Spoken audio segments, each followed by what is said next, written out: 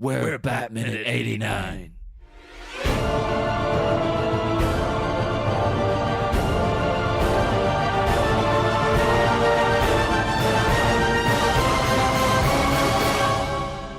Hello, and welcome once again to Bat Minutes 89, the podcast where we analyze, scrutinize, and dismissively flip through each minute of Tim Burton's Batman film until we get to the gory parts, 1 minute at a time.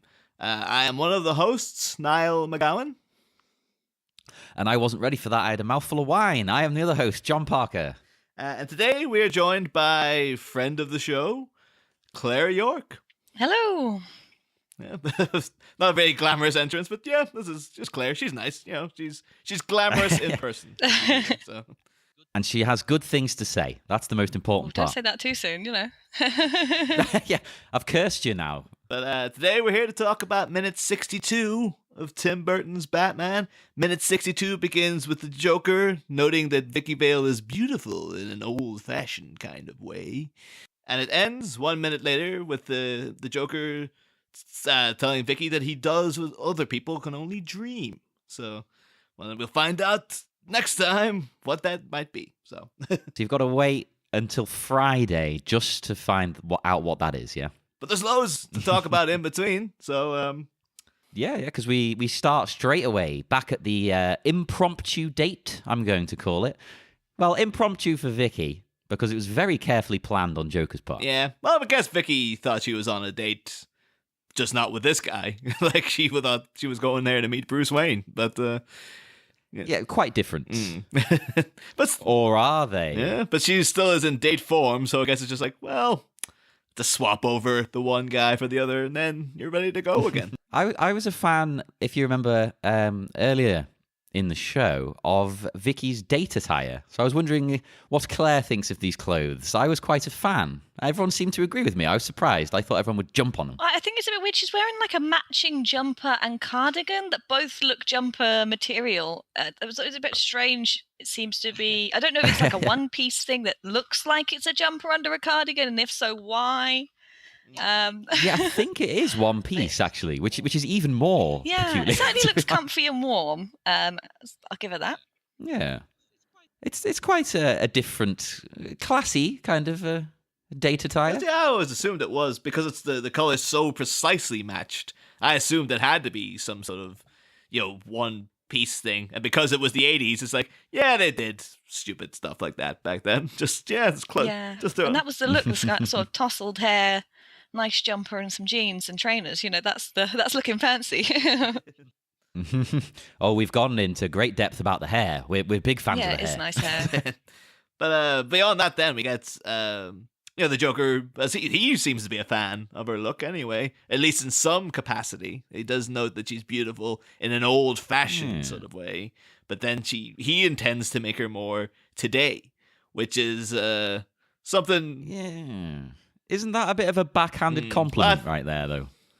Like, well, I suppose you're kind of beautiful. I think he's at least making his intentions clear. Like, we'll get to exactly what his plan is in upcoming minutes. We'll get, to assume what he means by to make her more today, falling in line with his aesthetic. But although it comes in quite early, doesn't it? Because when he says it and he sort of lights that flame, you're like, uh-oh. Oh, that flame when he lights that. He lights the candles. It's just like. Now that thing is like a flamethrower. Now this is what I wanted when I was a teenager. I would have had a field day with that thing. But he's just lighting on candles. Dates or? Probably not on dates. I would have, if I'd gone on many a date as a child, which I did not in my teenage years. I wouldn't probably have left that at home for fear of scaring everybody. It's one of those, those things introduced, though, as a kind of, it's a minor Joker thing that he has that would have come well in handy, like, later on in the film, when he's, like, fighting Batman, like, his proper fisticuffs. He takes out that thing, jam that in Batman's eye, light it up, fight's over. But he doesn't seem to think to do that. Like, plus, even the Joy Buzzer, like, that Joy Buzzer that, roasted, Antoine Vitelli alive in about 5 seconds, like leaving him a charred skeleton. I'm sure you'd have to probably maybe go for like an exposed part of Batman, but like he's got that his mouth. the mouthpiece open. Just slap it on there. But if you can manage to keep your hand on, the guy's taken care of in a couple of Maybe he seconds. gets nervous under pressure and he just doesn't think until later, like, damn, I could have used that. Yeah, I mean, at the end of the film when he's falling. Spoilers. When he's falling from the helicopter, he's like, "Oh, damn it! All the things I could have done." Exactly. Flamethrower. Well, I think you have actually hit the nail on the head somewhat there because, I mean, he's chaotic and eclectic. He doesn't think of these things. He probably does it once, and then it never enters his mind again because he's thinking of some other crazy thing he can do. But you think, though, I'm assuming this is some kind of custom-made lighter he's got along with all the rest of his gadgets. You'd think he would have this, made in mind for, like, weaponry. Like, this is like, a thing that literally shoots flame. It's like a mini flamethrower. But then he seems to be like, no, that its only purpose is to light candles. Like, all... Yeah, well, I reckon you could just rig a normal lighter, couldn't you? But then, I don't know, because, practically speaking, for what they seem to have done for the film, is that, they've done a clever edit here of you see him go to light it, and then it cuts, and it's clearly all they've done is probably, like, put, like, a little stick with lighter fluid on it, and then lit that so it goes across, and they've added in, like, a flamethrower sound effect, and it cuts back to him when it's kind of, he's done. So in your head, because it's so quickly done, you think you've seen him light this thing, but it's actually just a composite of, different, like, cleverly edited shots to give you the illusion of doing it. Although, I guess maybe you could have had a little lighter gun with the stick protruding out from it, and then done it that way. Yeah. But, No, Tim Burton spent ages just adapting a lighter for the purpose. What are you talking about? Yeah, personally, he sat there Exactly. tinkering with it. Wait, 5 minutes, guys. I can 5 minutes. imagine I've almost got it. it's supposed to play a major part in the finale, and then he's just like, it only worked for that one shot, and it's like, Yeah, damn exactly. it, Tim, you We'll just wasted pretend he forgot about it. It's like, no, I'm not making another one. Yeah, he doesn't mention it in the commentary, but after that one use, it exploded violently. Although something we didn't mention here, we said he's lighting candles, but this is, of course, like we've mentioned earlier, it's the candlestick that the goons have brought with them, which is to set the mood, the romance. Now, I'm still perplexed why there weren't candles already on the table, because it's meant to be quite a fancy place. But okay, again, fine. this is supposed to be, she's going there for a date, so I thought just Well, she's brought her portfolio, so it's kind of almost like an interview as well. Yeah, I didn't really understand why she brought the portfolio. I'll be perfectly honest. I think we can kind of piece together what's happened here, I think, maybe. Although one thing before we move on to that Maybe. is I should note that the Joker puts on some music there on the giant boombox that Lawrence has brought with him. Yeah, theme from a summer place. Yeah. But I noted that Party Man ended mid-song. It just seemed to, like, that's not the way the song ends. Lawrence clearly turned it off, didn't switch the tape or anything, and the Joker's just pressed play, theme from a summer place is playing. No one flipped the tape. No one turned it over into a different tape. It's not, as far as I can see, it's not a two-deck tape player.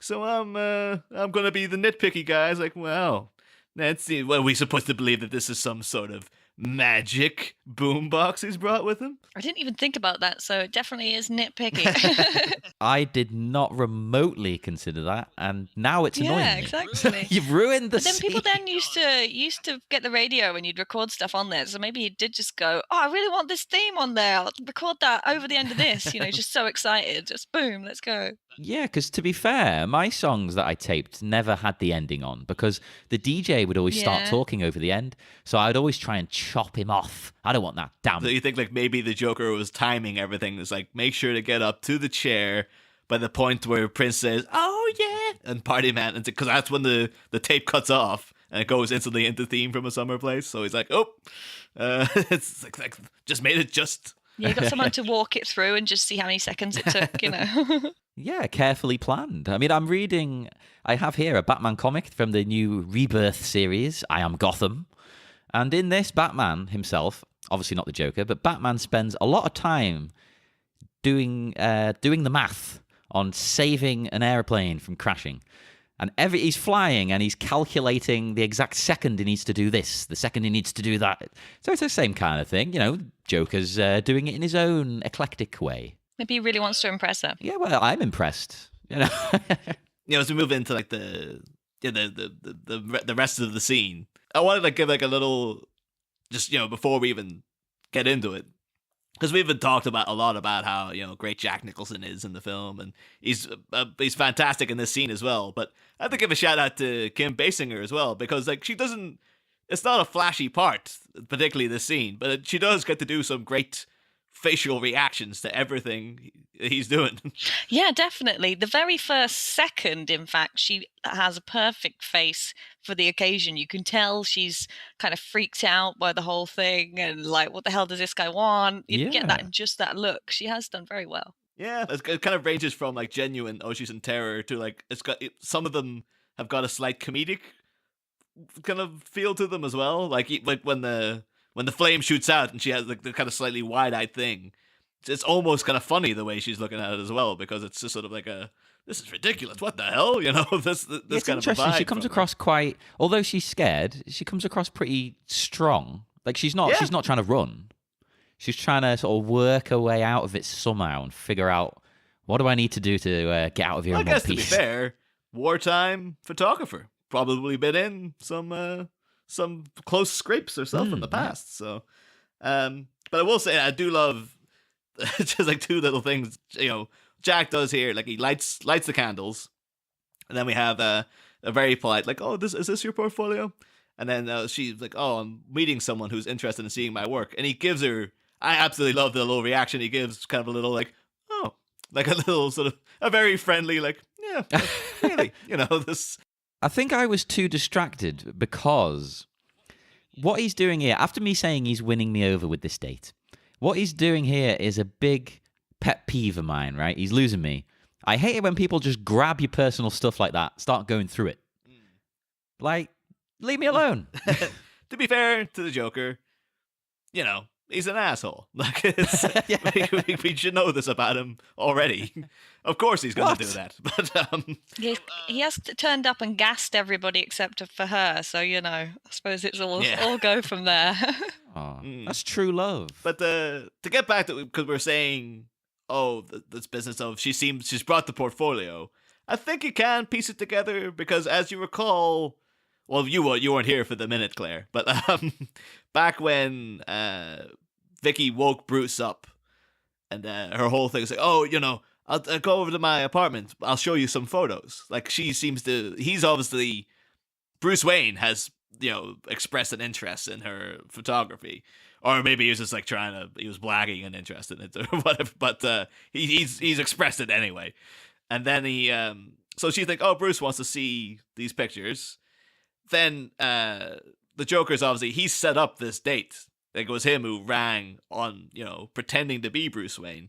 And he's also, as we see later on, in the next 2 minutes, he wants her to join him to document the avant-garde of the new aesthetic and all this sort of stuff. So I think it's just like a nice bit of fate there. It's like, oh, well, she just thinks Bruce is interested in seeing what she's done. Like, and so that's why she's brought the portfolio to the dates, really. So does she just think he's being nice and looking at it though? Because he's not interested in it in a like a business capacity, is he? Well, you mean Bruce or Bruce? I mean, she was kind of forcing those. Like that scene was just like, oh, come over to my apartment. I'll show you some photos. It could be like Bruce. Maybe he never expressed an interest in the photos. And she's like, oh, I have to show you this stuff. And he's just like, oh, God. All right, yeah. Actually, you know what? I hadn't considered that. When she said, I'll show you some photos, I thought she meant like a holiday snap. Like skiing in the Alps or something. Like, oh, I'll show you my photos. Here's my dog or something. Yeah. Like showing you like the weird plug outlets that are in Czechoslovakia or something.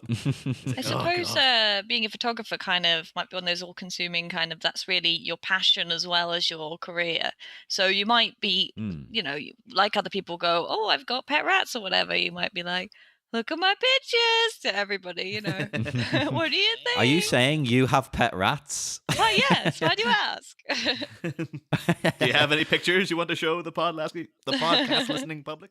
No, I think you're right, though, because you're probably, as a photographer, always on. Exactly. I mean, I'm not a photographer, but you must see stuff everywhere that's just like, oh, that'd be great. That'd be great. You just carry your camera about with you, wouldn't you? Just like, yeah, go take a picture of that. And somehow carrying your camera with you's fine, whereas carrying a small notebook for poetry is just a bit weird. So, yeah. I just always, I Says just find me- it. I don't like it when people do that though. When they stop to show you their work, because I always have to. Because you always feel, you know, if they're on in terms of like, oh, I have to show off this thing. I feel like I'm on then of like, oh, I have to pretend I'm really enthusiastic about this and. Like we can just go crap, like the Joker, you know. Yes, I wish I had that option of just been like, nope, not even going to give it the time of day. But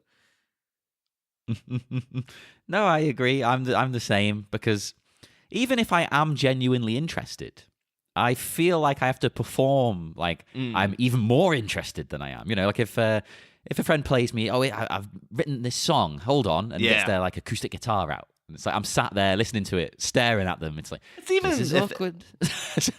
And I do like it sometimes. But it's even like if people are just showing you something on like YouTube, of like, look at this really funny thing. And it's just like, oh God, I have to find this funny now. Otherwise it's going to be really awkward. So you have to do a kind of like, like no matter what it is. And it's like, oh, how do I get out of this quickly, you know?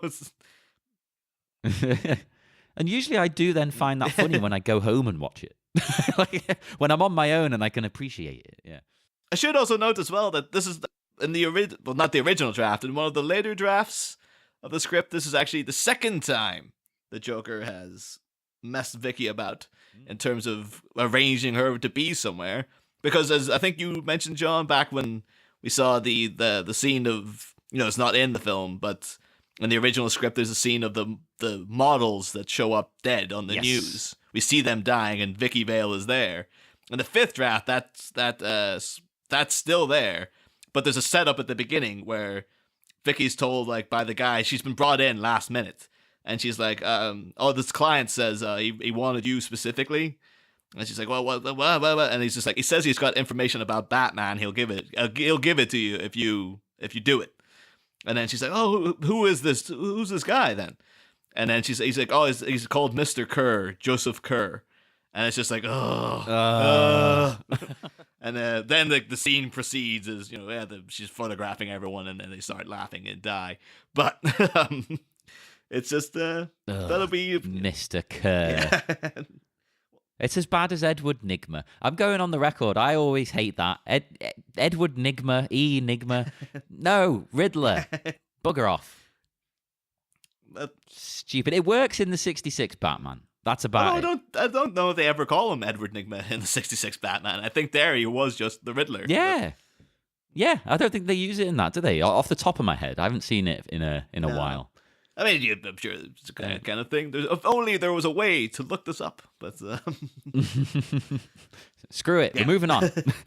Actually, no. As Claire brought up there, actually, Joker he flicks through the portfolio and labels it all crap, which is a unique flirting and seduction tactic there. I was looking at the pictures from it, and I noticed it's pretty much all the same girl. Did you notice that? There's one other girl in it. The rest of them are all the same woman, except for maybe the dead people, you know, when it changes to Time magazine. Well, who knows? That could be maybe she was taking glamour shots in this place, Corto Maltese, and then the war came. Yeah, well, it is all definitely sort of South American style as well, from, you know, how it all looks and the artwork and stuff like that. So it is like she's either journeyed down there and taken pictures on the way, or it is sort of before and after. Yeah, that's disturbing. That could be. Oh no, that could be the model. That, you know, these were her holiday snaps. Like, she went on holiday, and then she's like, "Oh, this is part of my portfolio now, these holiday snaps." And then all of a sudden, like, "Oh, there's a war. Oh, I might as well wander over and take some photos of that as well." While I'm here. Or while it's here, while the war is around. And then she just plays it as war correspondent after the fact, are you saying? Yeah, pretty much. Yeah. I was there as a war correspondent.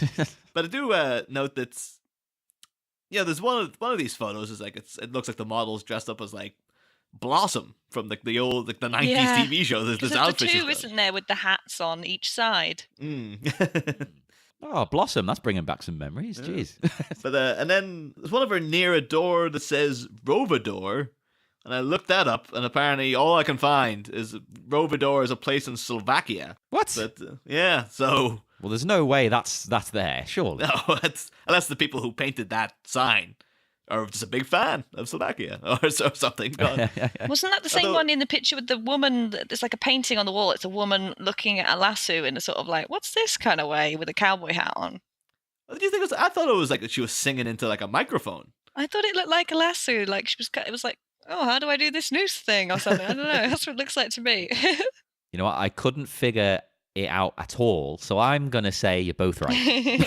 Maybe it's a microphone that also doubles as a lasso.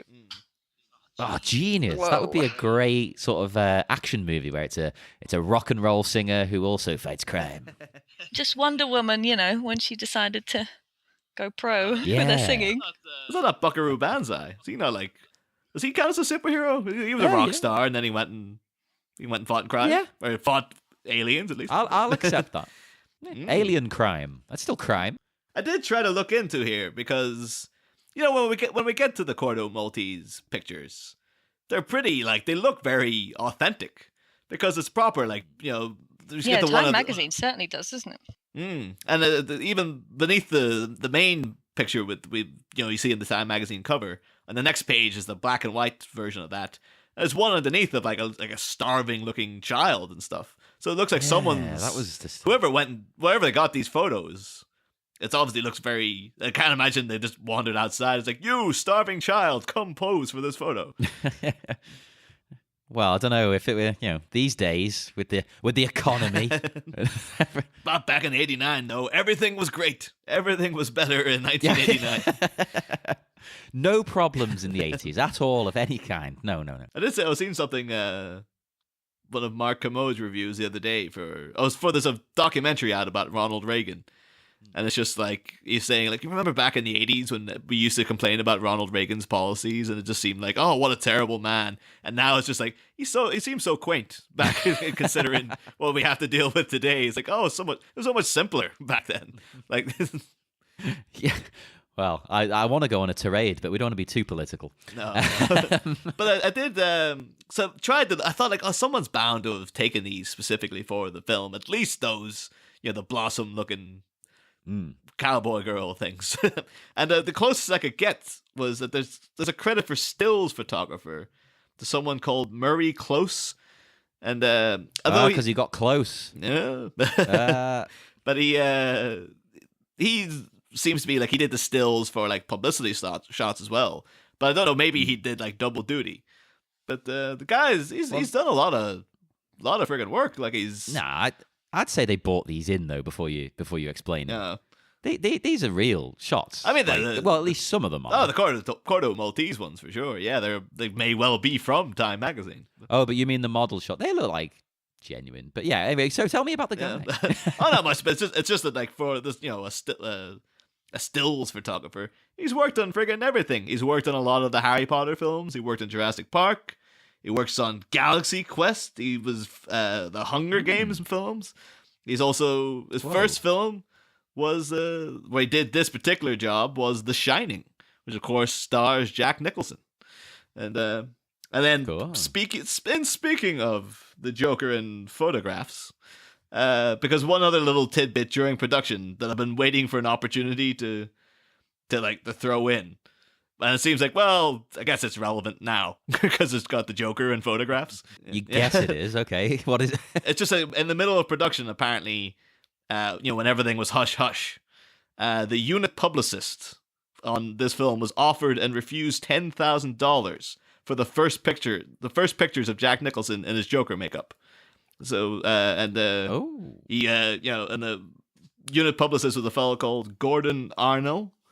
And he works on Superman, Supergirl, Return of the Jedi, GoldenEye, and various other Bond films. But his first film that he worked on was Carnal Knowledge, which also stars Jack Nicholson. So, yeah. It's a jackathon. I do wonder, though, that guy now, though, because he's probably really proud at the time. It's they offered me $10,000, and I turned it down. That's how loyal I am. And he's sitting 30 years later, but that's those pictures of him have been out now, and no one cares anymore.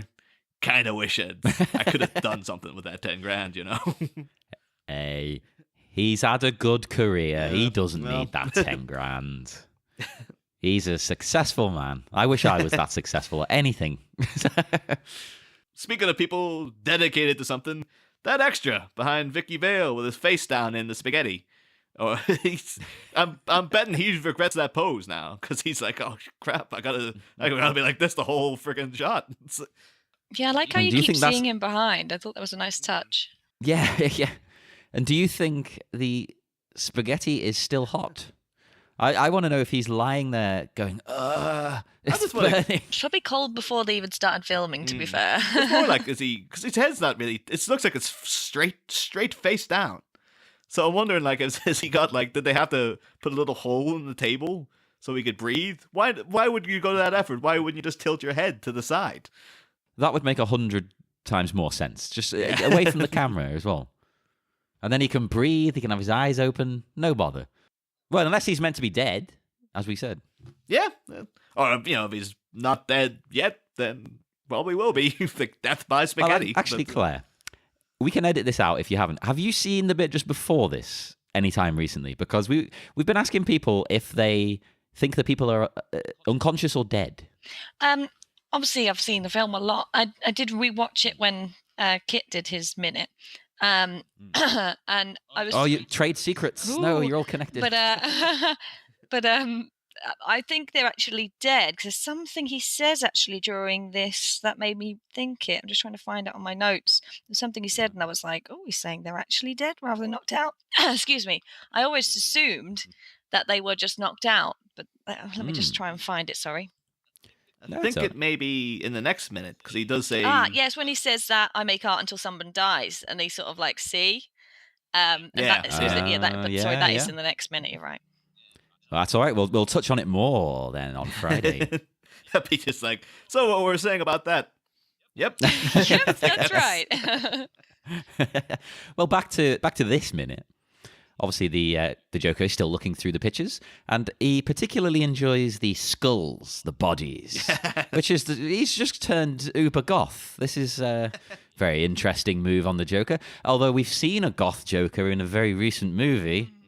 Yeah. Well, can I say goth? He's like a goth gangster. He's like Marilyn Manson in that Tainted Love video. Yeah, I think that is exactly. He's even got. I think Marilyn Manson has the friggin' the grill, his teeth and everything. Yeah, doesn't he? yeah. Yeah. So, but I always considered a more bling bling Joker. But I guess he is. If you go down that Marilyn Manson route, yeah, I guess it's goth. But Yeah, it's from that Manson era where he was doing like a goth gangster thing, which was certainly different.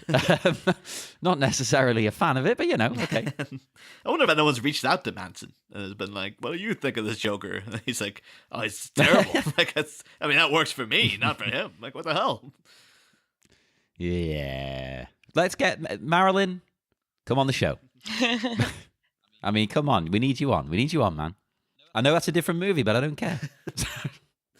But as you said, I do love his almost orgasmic sort of rendering of that line. Because the skulls, the bodies, you give them all such a glow. It's like, Jesus, dude, calm down. Well, he learned from the best with the number one, a guy, earlier in the film. He's trying it on himself. And again, this is one of the Vicky's reaction to that is one of the Kim's best expressions, I think, because she's kind of got her head tilted to the side and the eyes wide open, and we're like, okay, yeah, interesting. Like she's really trying to feign interest in what he's saying at the same time, but while also being like, what the hell? Well, he's kind of complimenting her work, I suppose. In a way, it's nice. Like, thank you. It's another backhanded compliment, then, isn't it? Really, it starts with the traditional, old-fashioned way, beautiful, and then moves on to that's crap, but I like this thing you've done. That there's dead bodies and stuff. Yeah, it's not quite what she was going for, I think. I think she's thinking, I'm never going to do any of those photos again. Well, of course, as well. What is his idea of beauty now? Like, does he think he is beautiful? Oh, yeah. I mean, everybody's beautiful, but still. In the Joker's mind, I don't really want to... If I'm her, I don't want to know. I'm out. I would think, though, with the Vicki Vale that we've known from... earlier in the film of like desperately clinging on to Bruce Wayne, stalking him, all this business. She could almost be like, "Oh, this guy has been kind of nice to me," like she'd be like, "All right, maybe I can. I'll see. I'll give him a couple of more minutes and see how." Because I mean, I'm pretty shaken by this whole Bruce Wayne just ditching me business. But Well, that's the thing. Yeah, Bruce treats her like crap because as we've established, they spend the night together in whatever capacity, we don't know. And then he kicks her out the house and he lies to her and he tries to ditch her every turn. And then I suppose the Joker's at least, he's interested in me. He's trying to be nice. He's brought a candle. He's bringing gifts. He's certainly getting further than Knox ever did anyway. Because he gave her a gas mask. That's something. It was a present to start it all off. A beautiful customized gas mask. That must have been expensive. And it's sort of that thing like with journalists where it's like, well, this is a story. I'll follow it even if it's like some dodgy guy leading me down it.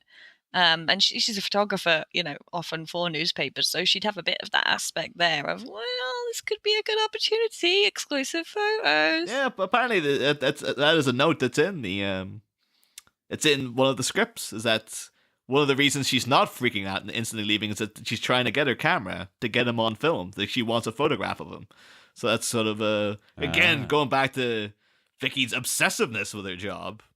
That's kind of added in a bit more, I guess. There, it's like, if at least one draft of her was prepared to like just risk life and limb just to get a photograph of this psycho who's come in and gassed a whole friggin' room of people. But then Batman is a vigilante too. No one knows if he's a good guy or not, kind of thing. She's interested in him. Why not the Joker? Yeah, true. Good point. It's a similar thing. And it is a real moment of like, what a scoop! If she had like the little hat with press written on it or something. Niall, you're a hat wearer. I'm going to give you a little press sign. Oh, just see if I can sneak you into premieres of movies. I like Joker. He has a positive message. Old Napes here. He's got a positive message because he says, you know how people are about appearances. This is attractive. That is not. That is all behind me. I now do. Oh, that's where it cuts off. But, that's the start of a very positive message. I'm on board with that. All it took was mutilating his face and, going completely crazy, tipping over the edge into insanity. And he's finally realised appearances don't matter. Yeah. Well, although having said that, he is fixated on appearances just in the reverse, isn't he? Yeah. It seems to be more like classical standards of beauty aren't applying to him anymore because he wants to etch the world into his new version of what he thinks beauty is, basically.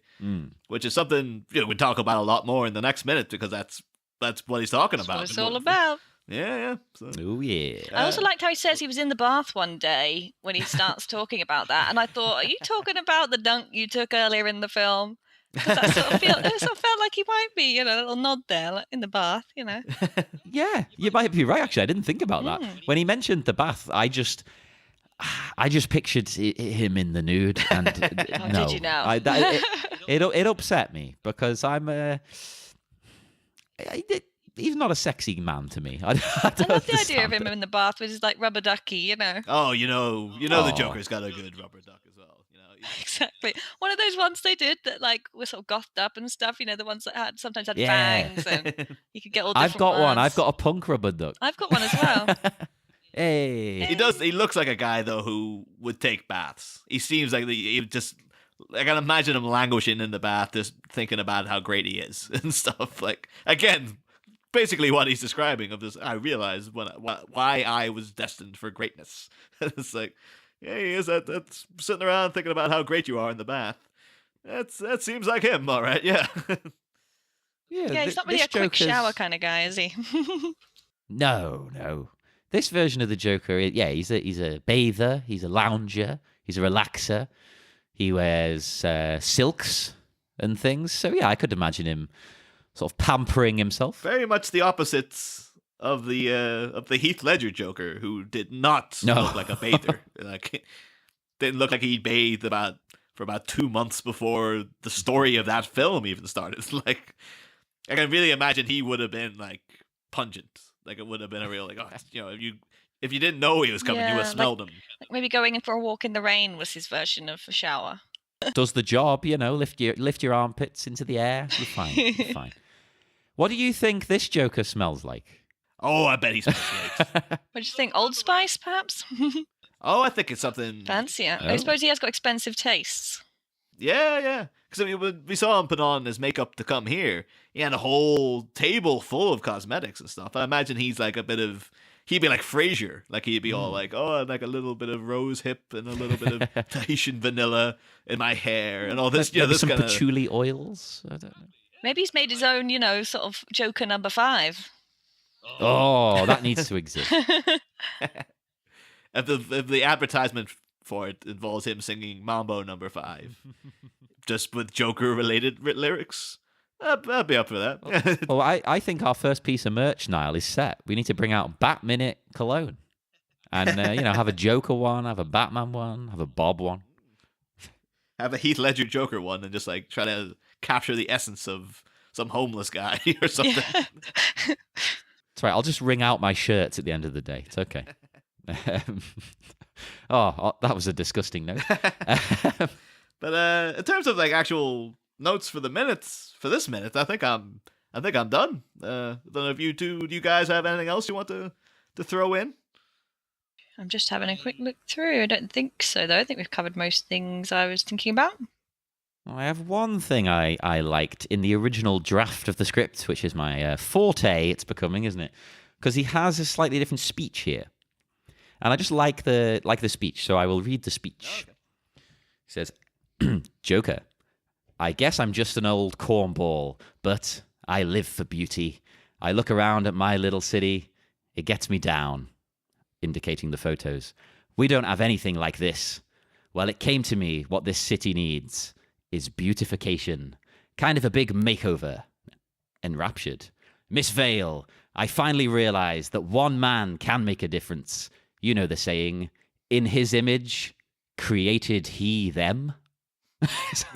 That's it. What? That's very grand. Is that a phrase? Created he them? This is up there with his friggin' I'm of a mind to make some mookie and all that. It's your Uncle Bingo time to pay the check. What the hell? The Joker just makes up things. Sounds... I thought it was Jack Nicholson who was making it up. It was the Joker in the script was coming out with this crap as well. I did look into it, and it is from the Bible. I was going to say it sounds Bible-y. It sounds biblical, doesn't it? It's in the Bible. Male and female created he them, and blessed them, and called their name Adam, in the day when they were created. Called their name Adam. So I think he's referencing the Bible. Yes, that's what the Bible. I have never read a Bible. Sorry, listeners, if you're into that. I just thought like created that called them Adam. It's like, oh, it was Adam and Eve, wasn't it? So did she only get the name later or what? Or well, maybe he hadn't made her yet. Maybe them named them. It might just mean sort of humanity, because it's kind of creating humanity by creating Adam, isn't he? Yeah, I guess because he does make Eve later on. It's supposed to be from one of Adam's ribs, isn't it?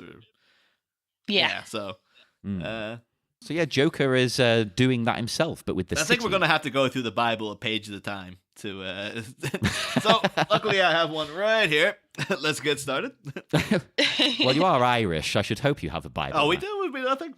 Actually, I don't know. My dad is religious, but I don't know if he has a Bible in the house. I think he's more of a just show up at the chapel and do your bits. I don't know if he's not the kind of sitting around reading scripture kind of guy, But doesn't everyone have a Bible from school when they made gave you it at the end or something?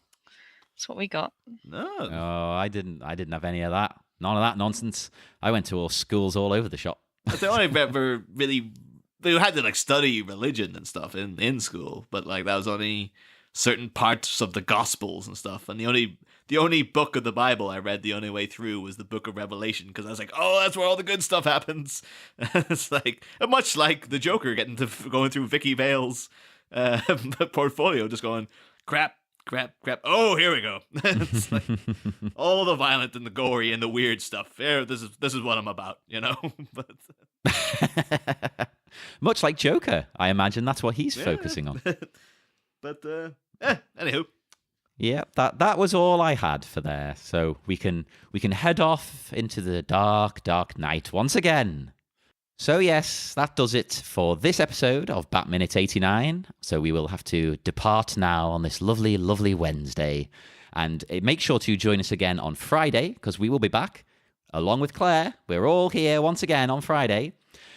Make sure to chat to us on the Facebook group, the Batminute 89 Listeners Society, and you can tweet us at Batminute 89 and check us out on Instagram and Tumblr. Also, most important, rate, review, and subscribe on iTunes, because that helps the show out every time you do it. So thank you very much to the people who have. I keep meaning to give you a shout out, and I promise I will. It's coming. But that does it for minute 62. And yes, we'll be back on Friday with minute 63 of Bat Minute 89. Next time, pretentious personal promotion. As an awestruck audience allows our audacious archfiend to articulate his artistic aspirations, which mysterious masked mistress is milling around to moan at the amorous miscreant? Find out next time.